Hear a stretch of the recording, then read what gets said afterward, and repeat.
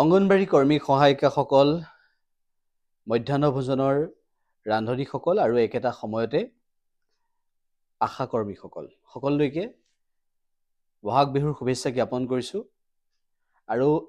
এই বহাগৰ বতৰত যিটো সময়ত ৰঙালী ৰঙত সকলো ব্যস্ত হৈ আছে সেই সময়ছোৱাতে আমি কিছু কথা উল্লেখ কৰিব বিচাৰিছোঁ যিহেতু বাজেটত ধাৰ্য কৰাৰ পৰৱৰ্তী সময়ত বাজেটত অংগনবাড়ী কৰ্মী সহায়িকা মধ্যাহ্ন ভোজনৰ কৰ্মীসকলৰ লগতে আশা কৰ্মীসকলৰ বাবে আশাৰ বতৰা দিছিল ৰাজ্য চৰকাৰে 1 অক্টোবৰৰ পৰা দৰমহা বৃদ্ধি হ'ব এই কথাটো ইতিমধ্যে ঘোষণা কৰিছে আৰু ইয়াৰ পৰৱৰ্তী সময়ত ৰাজ্য চৰকাৰে সেই বাজেটত ধাৰ্য কৰাৰ পিছত কেবিনেটত কিছু সিদ্ধান্ত গ্ৰহণ কৰিছে ইতিমধ্যে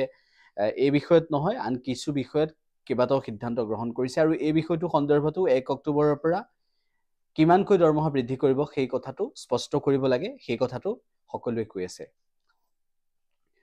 অসমীয়া এটা নতুন বছৰ আৰম্ভ হ'ল উল্লেখ যে ইংৰাজী নতুন বছৰ আৰম্ভ হয় 2025 বৰ্ষ আৰম্ভ হ'ল একেদৰে অসমীয়া এটা নতুন বছৰ আৰম্ভ হ'ল আৰু অসমীয়া নতুন বছৰত এটা কথা উল্লেখ কৰিব বিচাৰিছো যেটো সময়ত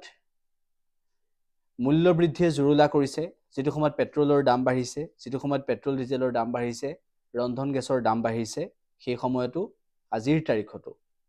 অংগনবাড়ী কৰ্মী সহায়িকাসকলৰ আশা কৰ্মীসকলৰ মধ্যাহ্ন ভোজনৰ ৰান্ধনীসকলৰ তেওঁলোকৰ যেটো দৰমহা সেই দৰমহাটো বঢ়াবলৈ আজিলৈকে সক্ষম নহল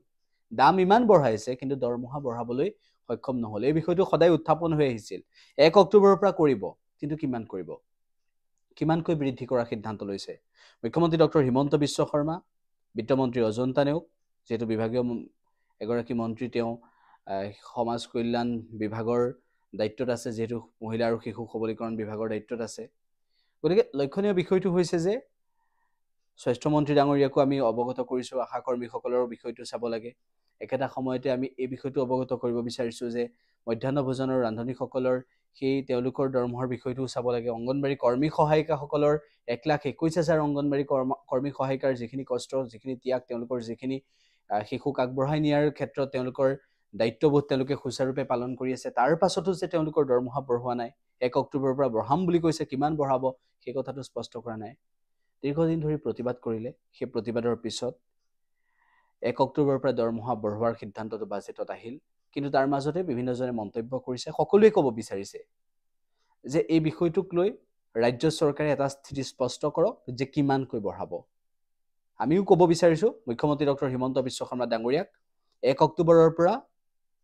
কিমানকৈ দৰমহা বঢ়াব অংগনবাড়ী কৰ্মী সহায়িকাৰ আশা কৰ্মীৰ কিমানকৈ দৰমহা বঢ়াব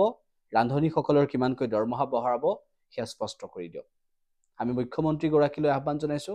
আমি কেবিনেট মন্ত্ৰীসকললৈ আহ্বান জনাইছো বিজেপি চৰকাৰখনলৈ ৰাজ্য চৰকাৰখনলৈ আহ্বান জনাইছো যে দৰমহা কিমানকৈ বঢ়াব সেই বিষয়টো স্পষ্ট কৰক আৰু এই ক্ষেত্ৰত অংগনবাড়ী কৰ্মী সহায়িকা ৰান্ধনী